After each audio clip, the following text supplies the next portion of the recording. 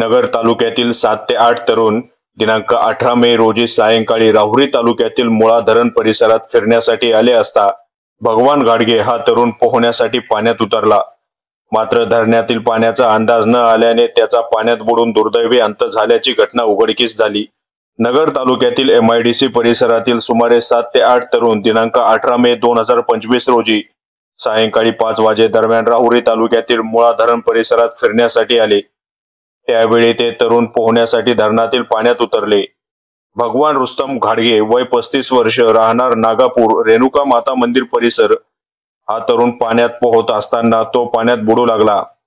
त्याच्या मित्रांनी आरडाओरडा मात्र काही क्षणातच भगवान घाडगे हा तरुण पाण्यात दिसेनासा झाला। काल दिवसभर काही तरुणांनी त्याचा धरणाच्या पाण्यात शोध घेतला मात्र तो मिळून आला नाही। दिनांक 20 मे रोजी सकाळी 6 वाजेच्या सुमारास मुळा धरणाच्या मत्स्य उद्योग केज परिसरात भगवान घाडगे याचा मृतदेह पाण्यावर तरंगताना दिसून आला। त्याला पाण्याच्या बाहेर काढून राहुरी येथील ग्रामीण रुग्णालयात आणले असता वैद्यकीय अधिकाऱ्यांनी त्याला मृत घोषित केले। त्यानंतर भगवान घाडगे याचे शवविच्छेदन करून मृतदेह नातेवाईकांच्या ताब्यात देण्यात आला।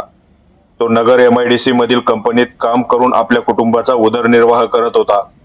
त्याच्या अचानक झालेल्या निधनामुळे त्याच्या मित्रमंडळाकडून हळहळ व्यक्त केली जात आहे।